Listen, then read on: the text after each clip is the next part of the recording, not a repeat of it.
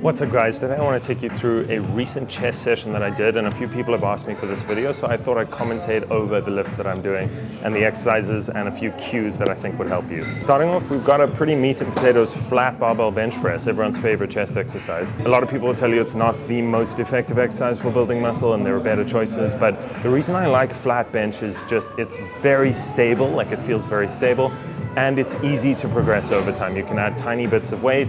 And because we can lift a lot of weight with a barbell, I think this is a great overall mass builder for our chests. What I'm doing is doing this for 10 reps, so it's not that heavy. And I'm focusing on just having a pretty smooth tempo throughout the lift. No need to pause at the bottom, but I would suggest having a slight arch, just keep your shoulders a little bit safer. And I'm choosing a weight that is challenging but not impossible. Going to failure on a flat bench is kind of sus, so I like to keep 1 or 2 reps in reserve. But if you do a similar weight for 3 working sets, you will find that you're getting pretty close to failure towards the end of that. I'm thinking of having a slight arch in my lower back, retracted shoulder blades, trying to keep my shoulders in a healthy position where I feel comfortable to press from, and I can bias my chest this way. I can get more chest range of motion if I've got a proud chest posture. So moving on, we've got an incline dumbbell press. This biases the so-called clavicular head of the chest, the upper chest. It gives your chest a kind of armored breastplate look. I don't think anybody has enough upper chest, so it's important to do some incline work. I've got the bench at a 30-degree incline. I find this is a really good incline for my upper chest. I really feel it there when I'm working at a 30-degree incline. And most of my clients have reported something similar. With this lift, I'm not going that heavy. There are 35 kilo dumbbells in each hand. That's like about 80 pounds, I think, in each hand. The focus isn't to get a deep range of motion. Again, that proud chest posture, a deep range of motion. So we want to think proud chest, deep stretch at the bottom, which is what I'm going for here, with a controlled lowering. By the way, if you are interested in coaching, the details for that are in the description of this video. I'm Jake, I'm a men's fitness coach, and my goal is to help guys get leaner, more jacked, and more confident. Moving on to the last press, we got a flat dumbbell bench press. So if you wanted to do a machine, I think that's totally fine. You could do a Smith machine press, you could do a plate-loaded chest press machine, you could do a pin-loaded chest press machine. I don't mind what you choose here. It's the last pressing movement to really finish off our chest.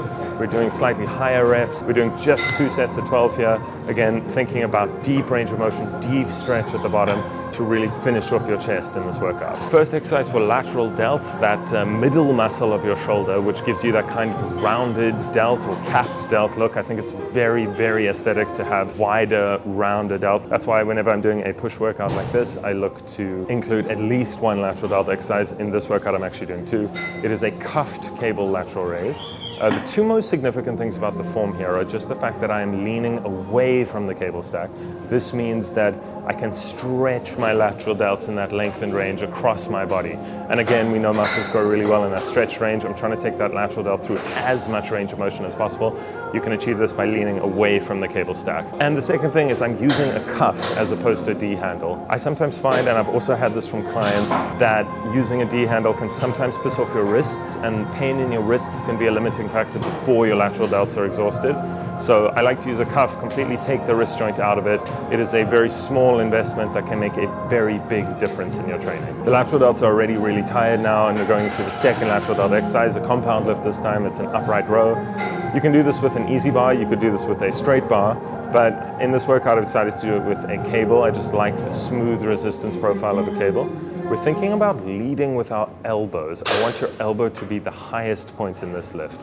So if we led with our wrists, like you do in a curl, this would bias the biceps more. But if we lead with our elbows and try and get our elbows as high as possible, we are biasing the lateral delt, which is the main target of this exercise. And because this muscle is already fatigued in this workout, you shouldn't need a lot of weight to really feel this in your lateral delt. Moving on to triceps, to finish off the workout, we're doing a standard cable straight bar tricep pushdown. A few thoughts on this. I like to go as wide on the handle as possible. So it's not a particularly wide handle, but I like to go as wide as possible just because I find that feels best in my wrists. Another thing that I like to do is doing a thumb over grip as opposed to a thumb under grip. I find this feels more comfortable on my wrist joint. Also guys, you do not need to be twerking like this, bending over and twerking your ass out. I only do this because I'm quite tall and the cable stack's really not tall enough for me. So the only way I can get a big stretch at the top of my triceps and good full lockout at the bottom is to twerk a little bit. So yeah, you do not need to do this if you are not 6'4". I'm looking for a deep stretch at the top. Don't be afraid to let your elbows come forward a little bit and then press to full lockout. I like to take the triceps through as much range of motion as possible. You'll see that as a theme in my training. And with this push-down variation, I find we can go a little bit heavier on the straight bar. So for the first tricep isolation exercise for this workout, I like to go a little bit heavier. If you want to give this workout a spin, all of the exercises, the exercise order, the reps, and the sets for this workout will be in the description of this video. And finally, guys, we're going to do a cross-body single-arm tricep extension, again with a cable. What's really cool about this workout towards the end is the last 4 exercises all just use a cable stack, so that's pretty efficient for time. I do find myself generally working in with guys because I don't want to hog the cable stack forever, and that's actually fine. It's actually nice to work in with someone, guys, because it means they keep your machine for you when you go off and get water. The cross-body tricep extension is cool because it can bias the long head of our tricep, which is that gnarly muscle that shows up really well in a front double bicep. It gives the underside of your arm a lot of size in the front double bicep. I also like the cross-body extension because we can lift our arm and move our elbow forward and take our tricep through a huge, deep, painful stretch, which really smashes them and makes you want to go home. I do this in the 20 rep range, so it's kind of a burnout finisher, just 2 sets on each arm for 20 reps.